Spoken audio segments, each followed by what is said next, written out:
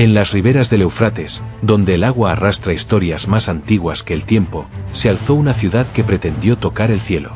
Babilonia, la joya del Oriente, la fortaleza inexpugnable, el corazón palpitante del imperio más temido del siglo VI a.C. Allí, entre murallas tan anchas que los carros corrían sobre ellas, y templos dedicados a dioses que exigían obediencia absoluta, comenzaba uno de los capítulos más fascinantes de la historia bíblica. Pero esta no es solo la historia de un profeta. Es la historia de un mundo que creía haber conquistado el destino. A mediados del primer milenio antes de nuestra era, Israel dejó de ser una nación soberana. Sus templos ardieron, sus murallas cayeron, y sus hijos más brillantes fueron arrancados de su tierra para ser llevados a un reino donde el poder se medía en ladrillos de arcilla y estrellas escritas en el cielo nocturno. Allí, en el corazón de un imperio construido sobre conocimiento, magia, astronomía y guerra, un joven hebreo llamado Daniel se convirtió en testigo y protagonista de uno de los periodos más turbulentos del cercano Oriente. Babilonia no era una ciudad cualquiera. Era un universo en sí mismo. La puerta de Istar relucía como un sueño azul de esmalte y oro. El templo de Marduk, el Esagila, se elevaba hacia el firmamento como una promesa de eternidad. Y en lo profundo del palacio, entre miles de tablillas escritas en cuneiforme, vivían los secretos de antiguas civilizaciones, mitos, leyes, hechizos, tratados de medicina, cálculos astronómicos y predicciones que fusionaban ciencia y misterio. Esta era la biblioteca viva del imperio, un archivo capaz de transformar la mente de cualquiera que se atreviera a descifrarlo. Fue en ese entorno donde Daniel, un exiliado sin ejército, sin nación y sin futuro aparente, se convirtió en algo imposible, consejero real en el trono del hombre más poderoso de la tierra. ¿Cómo lo logró? ¿Cómo un joven con un pasado destruido terminó interpretando sueños que ni los magos más antiguos comprendían?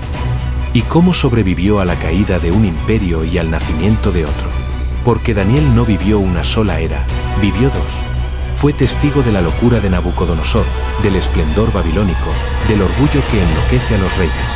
Y también vio llegar a los persas, silenciosos y estratégicos, tomando Babilonia casi sin derramar sangre.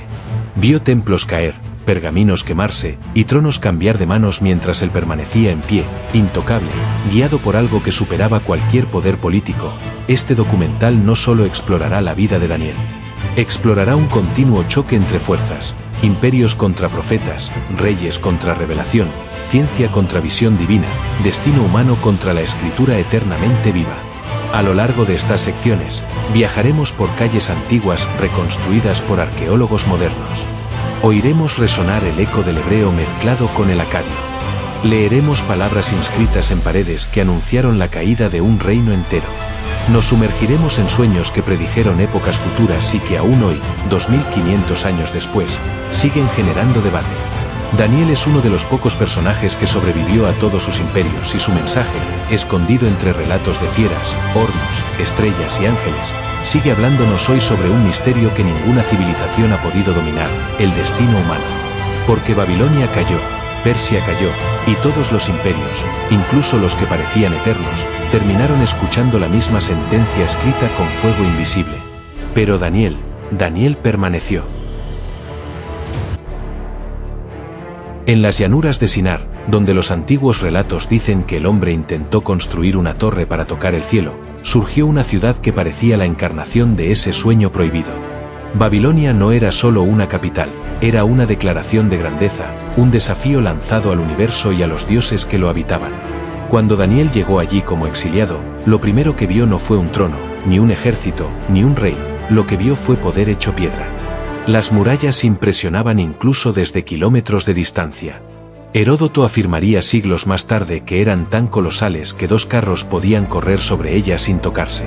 Aunque los arqueólogos modernos cuestionan algunas exageraciones, lo cierto es que Babilonia era una fortaleza sin precedentes, doble muralla, fosos, puertas de bronce, torres de vigilancia y una planificación militar que convertía a la ciudad en un monstruo imposible de conquistar, en teoría. Y luego estaba la joya más famosa de su arquitectura, la puerta de Istar. De un azul intenso, casi sobrenatural, incrustada con leones, toros y dragones Mu, era la entrada ceremonial del imperio. Quien pasaba por ese arco entendía que Babilonia no era simplemente un lugar, era un símbolo. Era la prueba viviente de que los reyes creían contar con el favor de los dioses. Más allá de las puertas comenzaba el Processional Way, la avenida procesional que conducía hasta el templo principal, el Esagila, dedicado al dios Marduk.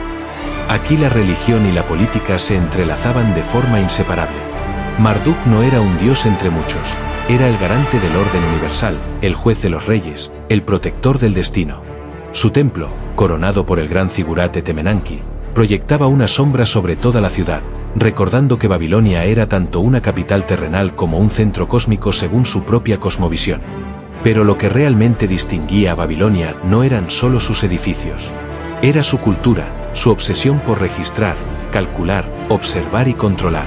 Las tablillas de arcilla halladas por arqueólogos hablan de un mundo donde los escribas clasificaban estrellas, anotaban eclipses, calculaban distancias, interpretaban sueños y recogían leyes que sobrevivirían milenios. Era una civilización donde la astronomía, la matemática, la magia y la política convivían en un equilibrio extraño y fascinante. Los caldeos, que más tarde aparecerían en la historia de Daniel, no eran magos improvisados, eran eruditos, astrólogos, sacerdotes y consejeros del rey. Conocían los movimientos celestes, las fórmulas rituales y los textos secretos que los reyes usaban para tomar decisiones. En muchos sentidos, Babilonia era la primera gran universidad imperial del mundo antiguo. Y allí llegó Daniel, un joven arrancado de su tierra, probablemente de familia noble o instruida, ahora rodeado por una ciudad que prometía absorberlo, moldearlo y convertirlo en uno más de sus siervos ilustrados. Los babilonios tenían un método claro: tomar a los mejores de cada nación conquistada y transformarlos en administradores fieles al imperio. Era una estrategia brillante y cruel al mismo tiempo. Daniel tuvo que caminar por estas mismas avenidas, escuchar los cánticos en lengua acadia, observar el humo de los sacrificios subiendo hacia los templos, oír el sonido grave de los tambores durante las ceremonias religiosas y sentir el peso del imperio sobre sus hombros. Todo en Babilonia estaba diseñado para impresionar, dominar, educar o quebrar. Y sin embargo, en medio de esa magnificencia, Daniel no quedó eclipsado. En una ciudad que idolatraba el conocimiento y la interpretación de signos, él sobresaldría no por la ciencia humana, sino por una sabiduría que los caldeos no podían explicar. Pero antes de que ese destino se revelara, Babilonia debía desplegar toda su grandeza ante sus ojos. Era la primera prueba, comprender el mundo nuevo que pretendía reclamarlo. Porque en Babilonia, incluso el aire parecía decir una advertencia: aquí mandan los imperios. Aquí decide el destino. Aquí, los dioses observan. Y Daniel, un exiliado entre gigantes, estaba por descubrir que no todo era tan cierto como parecía. El exilio no comienza con un viaje, comienza con una ruptura. Antes de que Daniel pusiera un pie en Babilonia, ya había vivido el derrumbe de todo lo que conocía.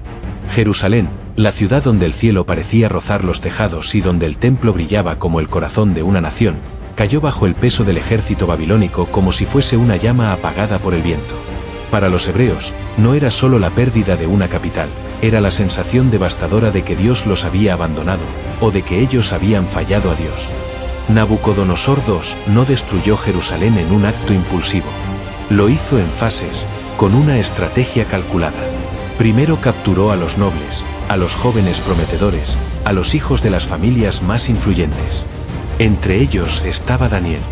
La idea era simple y brutal: cortar la cabeza intelectual de una sociedad para que el cuerpo no pudiera levantarse de nuevo. Si los sabios, los escribas, los artesanos, los líderes y los futuros gobernantes eran llevados al corazón del imperio, Israel ya no tendría cimientos para reconstruirse. Este fue el comienzo del primer exilio, caravanas de prisioneros marchando hacia una tierra desconocida. A lo largo del camino, el polvo se mezclaba con el llanto. Padres separados de hijos, niños aferrados a lo poco que podían cargar, ancianos silenciados por el cansancio. Era un éxodo invertido, no se iba hacia la libertad, sino hacia la cautividad. Daniel debió presenciarlo todo. El humo del templo quemado, las murallas derribadas, los utensilios sagrados llevados como botín de guerra. Objetos que habían sido dedicados a Dios ahora adornaban los templos babilónicos, como si un imperio extranjero pudiera apropiarse incluso de lo sagrado. Y en ese contexto, la pregunta inevitable: ¿dónde está Dios cuando una nación cae? Para muchos hebreos, esa travesía fue una sentencia espiritual. Para Daniel, fue el inicio de un misterio más profundo. El viaje desde Jerusalén hasta Babilonia cruzaba desiertos y oasis, rutas comerciales y asentamientos que unían el Mediterráneo con Mesopotamia. Era uno de los caminos más transitados del mundo antiguo, pero para los exiliados era una herida abierta.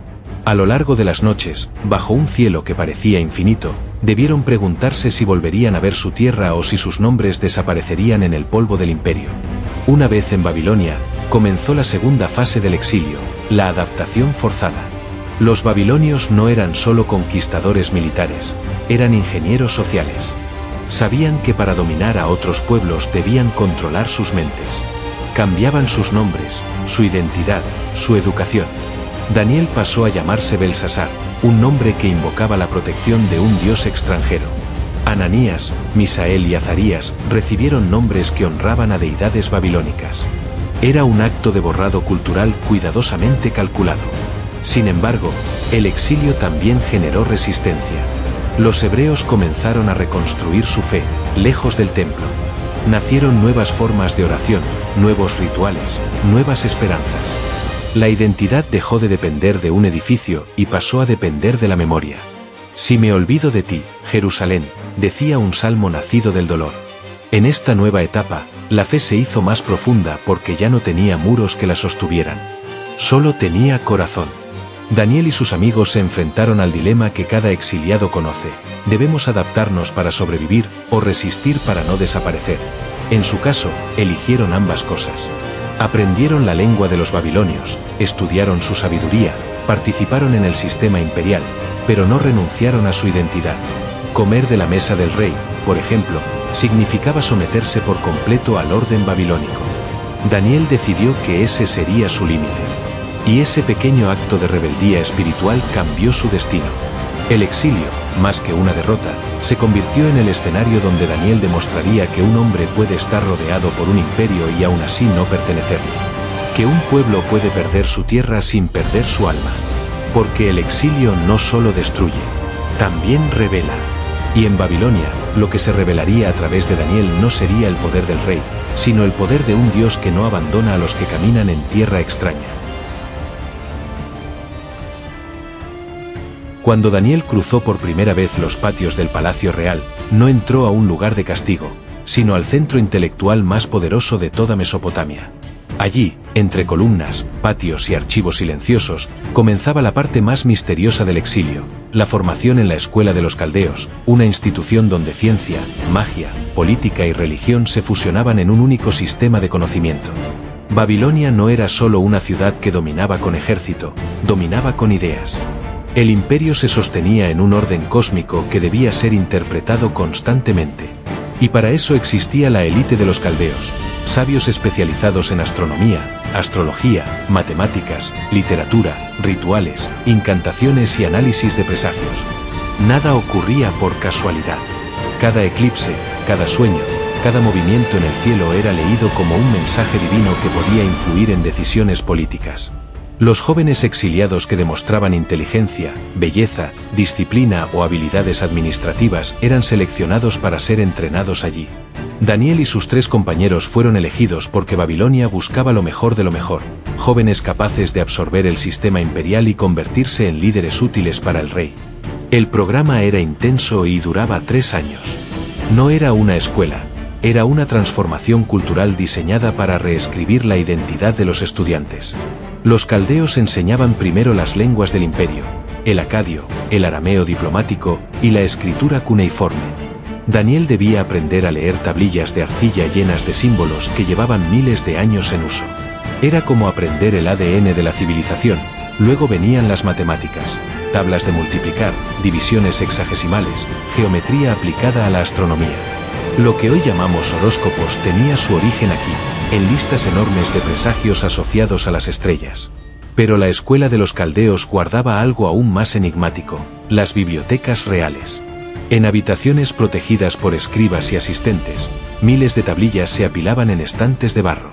Cada una contenía un secreto, desde recetas médicas hasta conjuros contra demonios, desde himnos a los dioses hasta acuerdos políticos entre reinos.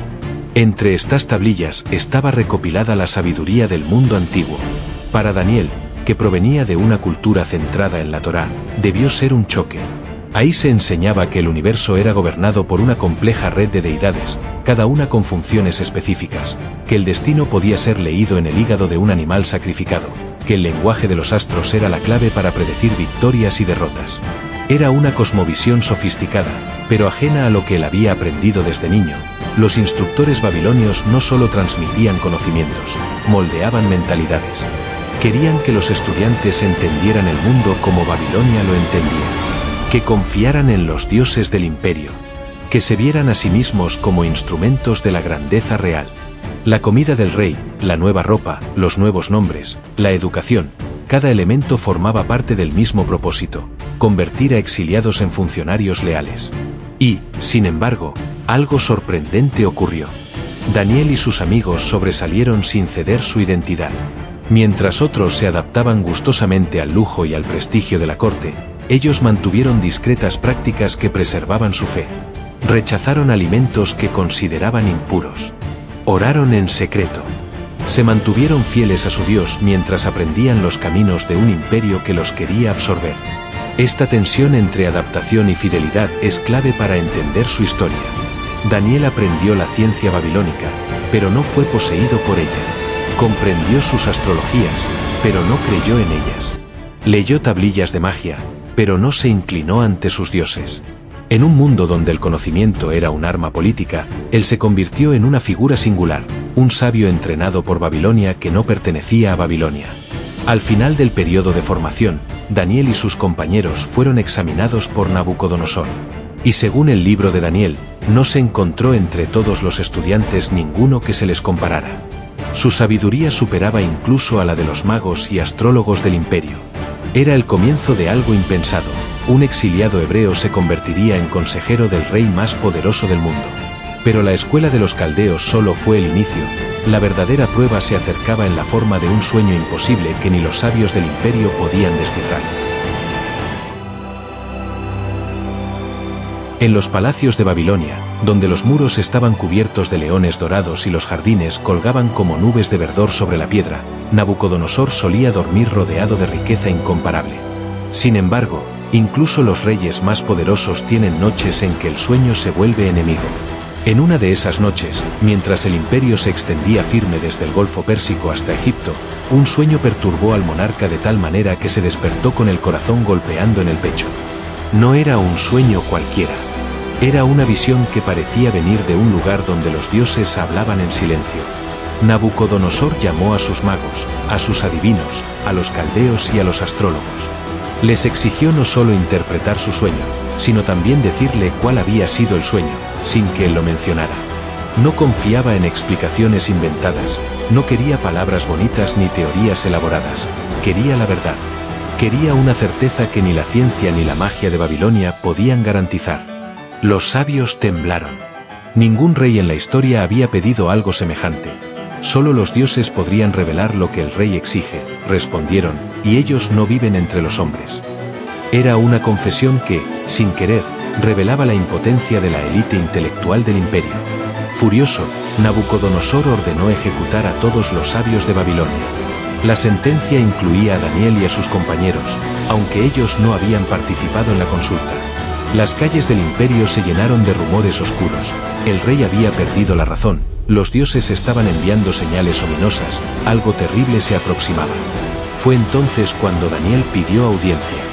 No tenía experiencia política, no era mago, no pertenecía a las antiguas familias de sabios. Pero tenía algo que ningún caldeo podía ofrecer, una fe inquebrantable en que Dios revelaría el misterio. Esa misma noche, Daniel oró junto a Ananías, Misael y Azarías. En la quietud del amanecer, cuando Babilonia comenzaba a despertar, la respuesta llegó. No en forma de trueno ni de fuego, sino en un sueño claro, preciso y luminoso, Daniel fue llevado ante el rey. Una sala inmensa lo esperaba, con columnas de lapislázuli y un trono que parecía tocar el cielo. Nabucodonosor lo miró con la mezcla de desesperación y orgullo de alguien que había desafiado al mundo entero y ahora temía perderse en un sueño. Daniel no se atribuyó el mérito, ni sabios ni adivinos pueden revelar el misterio, dijo. Pero hay un Dios en los cielos que revela los secretos y que ha mostrado al rey lo que sucederá en los días venideros. Y entonces comenzó la revelación. El rey había visto una estatua gigantesca. La cabeza era de oro puro. El pecho y los brazos, de plata. El vientre y los muslos, de bronce. Las piernas, de hierro. Y los pies, mezcla de hierro y barro. Una roca desprendida sin intervención humana golpeaba la estatua en los pies, haciéndola caer y reduciéndose a polvo que el viento barría, mientras la roca crecía hasta convertirse en una montaña que llenaba la tierra. Daniel explicó, la cabeza de oro era Babilonia, el reino del propio Nabucodonosor, brillante y majestuoso.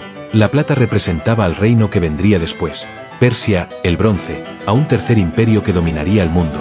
Grecia, el hierro, duro e implacable, era un cuarto imperio que muchos siglos más tarde se interpretaría como Roma. El hierro mezclado con barro simbolizaba reinos divididos, fuertes en apariencia, frágiles en esencia. Y aquella roca, inesperada y poderosa, era un reino que no surgiría de manos humanas. El rey quedó sin palabras. Daniel no solo reveló el sueño, sino la historia futura de los imperios. Nabucodonosor hizo lo impensado, cayó rostro en tierra ante un exiliado hebreo. Mandó cubrirlo de honores, entregarle riquezas y otorgarle autoridad en la administración del imperio. Babilonia, en toda su magnificencia, se inclinó ante la sabiduría que no provenía de sus dioses. Así comenzó el ascenso de Daniel. No por fuerza, no por ambición, sino porque un sueño, enviado desde lugares invisibles, abrió un camino que ningún imperio pudo cerrar.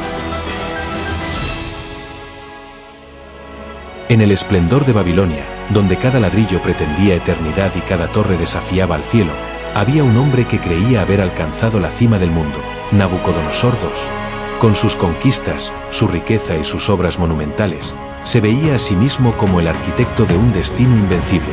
Pero la historia del rey más poderoso de su tiempo está marcada por un momento que ningún arqueólogo puede medir, pero que la Biblia relata con precisión estremecedora, la noche en que el orgullo fue derrotado no por ejércitos, sino por la fragilidad humana. Tras el sueño de la estatua, Nabucodonosor reconoció la sabiduría de Daniel, pero el reconocimiento no borró el orgullo.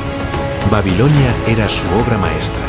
Todo en la ciudad hablaba de él, murallas reconstruidas, templos renovados, canales, jardines, palacios, avenidas ceremoniales. Incluso las inscripciones, miles de ellas, repetían su nombre como un eco de gloria terrenal. Sin embargo, algo perturbaba al rey. Un segundo sueño, una visión tan inquietante que ninguno de sus sabios pudo comprender. Vio un árbol gigantesco que alcanzaba el cielo. Sus ramas daban sombra, alimento y refugio a todas las criaturas. Era un árbol perfecto, indispensable. Pero una voz descendía del cielo y ordenaba cortarlo, derribar su poder, dejar solo el tronco atado con cadenas de hierro y bronce. Y entonces el sueño se volvía más oscuro. Aquel tronco, en vez de representar un árbol, representaba a un hombre. Un hombre que perdería su razón, que viviría entre animales, que comería hierba como los bueyes, que se empaparía de rocío y que permanecería así, hasta que reconociera que el Altísimo gobierna sobre los reinos humanos. Daniel fue llamado. Y su rostro lo dijo todo. Ojalá este sueño fuera para tus enemigos, y no para ti, pero no había escapatoria. Daniel explicó que el árbol era el propio Nabucodonosor. Su grandeza no estaba en duda, pero su corazón se había elevado por encima de toda medida. Su dominio se sostenía, pero su espíritu estaba en peligro. Y si no cambiaba, el juicio caería como un hacha sobre aquel árbol majestuoso. Pasó un tiempo. Tal vez el rey intentó olvidar el sueño. Tal vez creyó que sus dioses lo protegerían. Tal vez pensó que ninguna fuerza podía derribar al hombre que había conquistado naciones enteras. Y entonces ocurrió. Una tarde, mientras recorría los balcones de su palacio, Nabucodonosor contempló la ciudad iluminada por el sol y pronunció palabras que sellaron su destino. ¿No es esta la gran Babilonia que yo he construido con mi poder y para mi gloria? Apenas terminó de hablar, una voz invisible atravesó el aire. El reino ha sido quitado de ti. Lo que siguió no fue una muerte ni un golpe militar, fue algo más profundo. La razón del rey se quebró como una vasija, los escribas debieron apartarlo del trono. Sus manos temblaron, su mirada se vació, su mente se oscureció hasta volverse irreconocible. Lo llevaron lejos del palacio, y allí, confundido y extraviado, comenzó a vivir como un animal salvaje. Su cabello creció, sus uñas se endurecieron, su ropa se deshilachó. Comía hierba, dormía bajo el rocío, vagaba entre campos sin entender quién era ni qué había perdido. Para Babilonia, Este episodio debió ser un secreto cuidadosamente guardado. Las crónicas oficiales rara vez registran la vergüenza de un rey, pero la memoria de Daniel lo preservó como una advertencia eterna. Ningún imperio, por poderoso que sea, está por encima del juicio divino. Solo después de un tiempo, 7 periodos, según el relato, el rey levantó sus ojos al cielo. Y entonces la razón le volvió. No hubo trueno, no hubo fuego, no hubo batalla. Solo un acto de humildad silenciosa. Y en ese instante, la gloria que había perdido le fue devuelta. Nabucodonosor regresó al trono con un corazón distinto. Ya no proclamó su grandeza. Proclamó la grandeza de aquel que reina incluso sobre los reyes. Porque a veces, el mayor poder de un imperio no se mide por sus murallas, sino por la capacidad de reconocer que no todo está en manos humanas. Babilonia era famosa por sus banquetes. Los reyes celebraban con vino, música y danzas, rodeados de nobles que competían por mostrar lealtad. Pero ninguna fiesta sería recordada como la que ofreció Belsasar, el heredero del trono, en una noche que pasaría a la historia como el último resplandor de un imperio a punto de caer. La ciudad parecía invencible. Murallas colosales, reservas de alimentos, un ejército capaz de aplastar rebeliones en cuestión de días.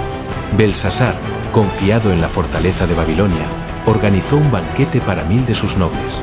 Las lámparas de aceite iluminaban el palacio con un brillo cálido. El vino corría sin medida y los músicos llenaban el aire con ritmos que resonaban entre columnas decoradas con dragones y leones alados. Pero había algo más, un enemigo invisible, el ejército persa, comandado por Ciro el Grande, avanzaba lentamente hacia la ciudad. Aunque la amenaza era real, Belsasar prefirió ignorarla. Y para demostrar su desprecio hacia cualquier advertencia, cometió un acto que sellaría su destino. Ordenó traer los vasos de oro y plata que Nabucodonosor había tomado del templo de Jerusalén décadas atrás. Objetos sagrados, consagrados al Dios de Israel, fueron colocados sobre mesas impregnadas de vino. Belsasar y sus invitados bebieron de ellos mientras brindaban a los dioses de oro, plata, bronce, hierro y piedra. Fue un acto de profanación, un desafío espiritual, un gesto arrogante contra un Dios al que no conocían, pero que no permanecería en silencio. Entonces ocurrió lo imposible. Mientras los nobles reían y la música subía, una mano, solo una mano, sin cuerpo, sin sombra, sin rostro, apareció frente al candelabro principal, proyectando una luz extraña sobre la pared enlucida del salón. Los músicos se detuvieron. El aire pareció congelarse. Con un movimiento lento, delicado, casi ritual, la mano comenzó a escribir letras que brillaban como fuego. Belsasar se quedó pálido. Sus rodillas chocaban entre sí. Su voz se quebró mientras gritaba por sus sabios. Los caldeos, astrólogos y adivinos corrieron al salón. Estudiaron la inscripción. Parecía aramea, pero no tenía sentido para ellos. Las palabras no se ajustaban a sus sistemas, no respondían a sus libros, no encajaban en ninguno de los miles de presagios conservados en las tablillas del imperio. Por primera vez en mucho tiempo, la élite intelectual de Babilonia estaba completamente ciega. La reina madre, una figura respetada por su sabiduría, entró en la sala. Observó el caos y recordó a alguien que había sobrevivido al reinado de Nabucodonosor, un hombre con una sabiduría que no provenía de los caldeos. En tus días, rey, hubo un hombre en quien mora el espíritu de los dioses santos. Su nombre es Daniel, lo llamaron. Daniel, ya anciano, entró en la sala con serenidad. La mano había desaparecido, pero las letras seguían allí, ardiendo en la pared como un juicio suspendido en el aire. Belsasar prometió riquezas, un manto púrpura y el tercer puesto en el reino si lograba interpretar la inscripción. Daniel se negó al soborno. No había ambición en él, solo verdad. Y entonces reveló el mensaje. Mené, Mené, Tekel, Parsin. Explicó su significado con voz firme. Mené, Dios ha contado los días de tu reino y ha llegado a su fin. Tekel, ha sido pesado en la balanza y hallado falto. Parsin, tu reino será dividido y entregado a los medos y los persas. Fue un veredicto divino, no una profecía futura, una sentencia inmediata. Esa misma noche, mientras el banquete se desmoronaba y el miedo reemplazaba al vino, las tropas persas desviaron el cauce del Éufrates, ingresaron sigilosamente por canales desprotegidos y tomaron Babilonia sin destruirla. Los soldados apenas encontraron resistencia. El imperio que se creía eterno cayó en cuestión de horas. Belsasar murió esa noche. El sueño de Babilonia terminó. Y Daniel, una vez más, se convirtió en testigo de un cambio que ni reyes ni profetas habían imaginado tan repentino, porque los imperios pueden caer en silencio, pero las palabras escritas en la pared jamás se borran. La caída de Babilonia no trajo caos para todos. Para algunos, significó un renacer. Cuando los persas tomaron la ciudad casi sin derramar sangre, se produjo un cambio profundo en el equilibrio del poder. Y en el corazón de ese nuevo orden imperial, un anciano hebreo llamado Daniel volvió a encontrar un lugar que el tiempo no había logrado quitarle, el del sabio que, incluso en silencio, hacía temblar a los poderosos. Los persas tenían un estilo distinto al de los babilonios. Donde Babilonia imponía gloria y ritual, Persia imponía organización y eficiencia. El rey Darío, probablemente un gobernador medo bajo el dominio de Ciro, estableció un sistema de administración dividido en satrapías, regiones controladas por funcionarios de alto rango. Sobre ellos colocó a 3 supervisores principales. Y entre esos 3, eligió a Daniel. Su reputación atravesaba imperios. Había sobrevivido a Nabucodonosor, a la locura del rey, al ascenso y caída de Belsasar, y ahora brillaba en un nuevo gobierno. Su integridad era tan visible que comenzaba a generar incomodidad entre quienes se sentían opacados. Los nobles persas, orgullosos y ambiciosos, miraron a aquel anciano hebreo con recelo. ¿Cómo podía un exiliado ocupar un puesto tan alto? ¿Cómo podía tener más confianza del rey que quienes habían servido al imperio toda su vida? Los celos se convirtieron en estrategia, y la estrategia, en conspiración. Buscaban una falla en Daniel, un error administrativo, una deshonestidad, un descuido. Pero no encontraron nada. Entonces se dieron cuenta de que solo había un punto donde podían atacarlo: su fe. Sabían que Daniel oraba 3 veces al día, que abría las ventanas hacia Jerusalén, que no ocultaba su devoción. Decidieron convertir su fidelidad en trampa. Fueron ante Darío con un plan astuto. Le sugirieron decretar que, durante 30 días, nadie podía pedir nada a ningún dios ni a ningún hombre, excepto al rey. Era un gesto político, una forma de fortalecerse como figura de autoridad. Darío, halagado y sin sospechar nada, firmó la ley. Bajo las normas persas, un decreto real era irrevocable. Ni siquiera el rey podía cambiarlo una vez sellado. Los conspiradores sonrieron. Sabían que Daniel nunca dejaría de orar. Y así fue. Cuando Daniel escuchó sobre el decreto, no se escondió ni retrasó su práctica. Subió a su habitación, abrió las ventanas hacia Jerusalén y oró, como lo había hecho cada día de su vida. Los conspiradores lo estaban esperando. Entraron de golpe, lo sorprendieron arrodillado y llevaron la acusación al rey. Darío quedó devastado. Por primera vez, un gobernante del imperio no deseaba castigar a Daniel. Buscó una forma de salvarlo, revisó leyes, consultó consejeros, pero nada podía revertir un decreto firmado.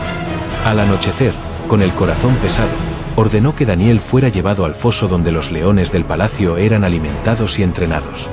Era una sentencia sin retorno.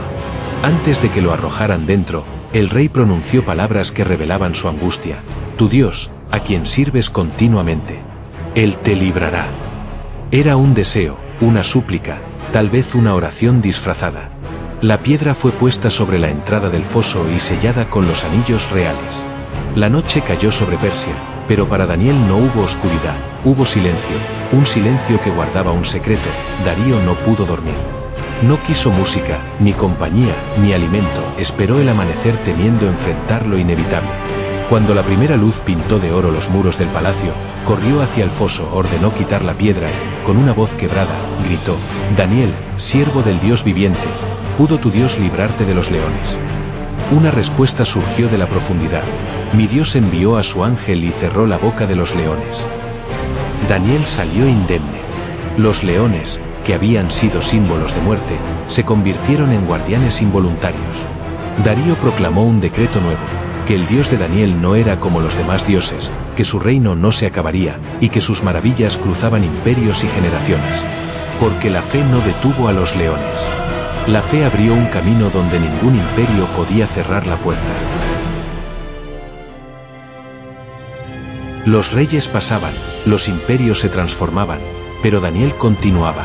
Y con los años, cuando ya no necesitaba demostrar nada a nadie, Cuando la corte persa se había acostumbrado a su sabiduría, comenzó a experimentar algo que ningún cargo político podía otorgarle: visiones que atravesaban el tiempo. Si los sueños de Nabucodonosor habían sido la puerta, estas visiones fueron el abismo. Un abismo donde historia, simbolismo y futuro se entrelazaban de un modo que aún hoy intriga a profetas, teólogos y arqueólogos. La primera de estas visiones ocurrió en la noche, cuando Daniel vio el mar, esa imagen del caos primordial, agitarse bajo los vientos del cielo. Y del mar surgieron 4 bestias, cada una más extraña que la anterior. No eran animales naturales, eran símbolos vivos de reinos, poderes y amenazas que marcarían el curso de la humanidad. La primera bestia, semejante a un león con alas de águila, representaba la gloria y la rapidez de Babilonia. Pero sus alas fueron arrancadas, y la bestia se levantó como un hombre. Un símbolo del orgullo quebrado de Nabucodonosor. La segunda bestia, un oso levantado de un costado, devorando con ferocidad, apuntaba al imperio medo-persa, una potencia expansiva, implacable, dividida en 2 fuerzas. La tercera, un leopardo con 4 alas y 4 cabezas, revelaba la velocidad y fragmentación del imperio griego que vendría después, y de su división en 4 reinos tras la muerte de Alejandro Magno. Pero la cuarta bestia, la cuarta era distinta, aterradora, indescriptible. Con dientes de hierro, garras de bronce, devoraba todo lo que encontraba y pisoteaba lo que quedaba. Era el símbolo de un imperio futuro, frío y mecánico, que los intérpretes posteriores asociarían con Roma. Un imperio que no solo conquistaba territorios, sino estructuras, sistemas, formas de pensar. De esta bestia surgieron 10 cuernos, y entre ellos uno pequeño, arrogante, con ojos humanos y boca que hablaba con soberbia. Era un poder que levantaría guerras, perseguiría a los santos y desafiaría a Dios mismo. Daniel quedó perturbado. Su espíritu estaba exhausto. Era demasiada oscuridad para un solo hombre. Pero entonces, la visión cambió. La escena se transportó a un tribunal celestial. Tronos fueron colocados y apareció una figura que superaba cualquier imagen humana: el anciano de días. Sus vestidos eran blancos como la nieve, su cabello como lana pura, un río de fuego fluía de su presencia y miles de seres lo servían. No era un dios del panteón mesopotámico ni un rey terrenal. Era el Señor del tiempo, el juez supremo de los destinos. La cuarta bestia fue destruida. El cuerno arrogante cayó. El tribunal dictó sentencia. Y entonces, entre las nubes del cielo, apareció otra figura, uno como Hijo del Hombre. Daniel vio cómo se acercaba al anciano de días y recibía autoridad, gloria y un reino que no pasaría jamás. Esta imagen se volvería central en siglos posteriores, un reino no basado en hierro ni bronce, no cimentado por ejércitos, sino por el poder espiritual que atraviesa imperios. Para el judaísmo, para el cristianismo y para estudiosos modernos, esta figura sigue siendo uno de los mayores enigmas proféticos de la historia. Pero las visiones no terminaron ahí. Daniel vio un carnero y un macho cabrío chocando con furia, símbolos de Persia y Grecia. Vio cuernos que crecían hacia el cielo, que desafiarían lo sagrado, que provocarían guerras y profanación. Estas escenas anticipaban conflictos reales siglos después, cuando los griegos seleucidas oprimirían Jerusalén. El profeta, abrumado, enfermó por días. Estas visiones no eran metáforas elegantes, eran ventanas hacia futuros violentos, complejos, inevitables. Daniel recibió explicaciones parciales, pero muchos detalles quedaron sellados para generaciones que aún no habían nacido. Porque mientras los imperios se levantan y caen sobre el escenario de la historia, hay un relato mayor, silencioso y eterno, que solo se revela a aquellos capaces de ver más allá de la violencia y del poder. Y Daniel había visto demasiado. Cuando Daniel llegó a Babilonia, era apenas un muchacho arrancado de su tierra, obligado a caminar por caminos que no eligió. Cuando el relato bíblico lo deja, ya anciano, ha visto pasar más historia que la mayoría de los reyes que lo gobernaron. Entre los muros del palacio, bajo la sombra de figurats milenarios, en el silencio de bibliotecas que guardaban secretos formados antes que él naciera, Daniel fue testigo de una verdad que trasciende generaciones. Los imperios son grandiosos, pero no eternos. Babilonia cayó, Persia cayó, Grecia cayó, Roma llegó y cayó. Pero la voz de Daniel continuó. Este documental recorrió la vida de un hombre viviendo en medio del eje del mundo antiguo. Vimos las columnas azules de la puerta de Istar, el brillo del oro en las salas del palacio babilónico, las tablillas donde los sabios del imperio escribían los secretos del cielo. Vimos el exilio, la reeducación, la escuela de los caldeos. Vimos sueños que revelaron el destino de reinos aún no nacidos. Vimos a un rey poderoso perder la razón, a otro presumir de fuerza mientras un ejército enemigo avanzaba sin que lo supiera. Vimos manos invisibles escribiendo sentencias en muros que la historia no pudo borrar. Vimos a Daniel arrojado a un foso de leones, no por traición política, sino por fidelidad espiritual. Y vimos cómo salió sin una sola herida, desafiando con su vida la lógica de los imperios y las leyes irrevocables de los reyes. Pero más allá de los episodios, más allá de las visiones y las profecías, hay un hilo silencioso que conecta todo lo vivido. Daniel no sobrevivió gracias a su inteligencia, aunque era excepcional. No sobrevivió gracias a su prudencia política, aunque la tenía. No sobrevivió por su habilidad diplomática ni por su capacidad de interpretación. Daniel sobrevivió porque nunca se olvidó de quién era. Cuando Babilonia le dio un nuevo nombre, él mantuvo el suyo en el corazón. Cuando el palacio le ofreció la comida del rey, él eligió la fidelidad antes que el lujo. Cuando Persia lo elevó a los más altos cargos, él siguió arrodillándose mirando hacia Jerusalén. Cuando las visiones revelaron mundos que no podría comprender del todo, él aceptó que algunas respuestas no serían para su tiempo. Daniel fue un hombre que vivió entre gigantes sin intentar convertirse en uno de ellos, un hombre que se movió entre reyes sin convertirse en uno, un hombre que escuchó el rugido de los imperios, pero eligió la voz silenciosa que lo guiaba desde dentro. La historia de Daniel no es solo la historia de un profeta, es la historia del ser humano frente a las fuerzas que pretenden gobernarlo. Poder, orgullo, miedo, violencia, control. Es la historia de la resistencia espiritual que puede surgir incluso en los lugares más opresivos. Es la historia de alguien que aprendió los sistemas de un imperio, pero no se dejó poseer por ellos. Cuando Daniel contempló sus últimas visiones, las bestias, los cuernos, el tribunal celestial, el anciano de días, el hijo del hombre, entendió que la historia no está gobernada únicamente por ejércitos o coronas, sino por fuerzas que trascienden la política humana. Cada imperio, por más colosal que parezca, es apenas una sombra, un susurro, un ladrillo en el gran mural del tiempo. Y esa enseñanza, nacida en las riberas del Éufrates, sigue resonando hoy. Porque todavía vivimos en un mundo lleno de Babilonias modernas, sistemas que exigen lealtad, ideas que reclaman devoción, poderes que parecen invencibles hasta el día en que dejan de serlo. Pero la historia de Daniel nos recuerda que la grandeza de un hombre no se mide por su poder, sino por su fidelidad a aquello que cree verdadero. Los imperios cambian, los reyes mueren, las murallas se derrumban, la gloria humana se oxida, pero la integridad permanece. Y mientras exista alguien capaz de mantenerla viva, aunque sea en silencio, el legado de Daniel seguirá iluminando los rincones más oscuros de la historia humana.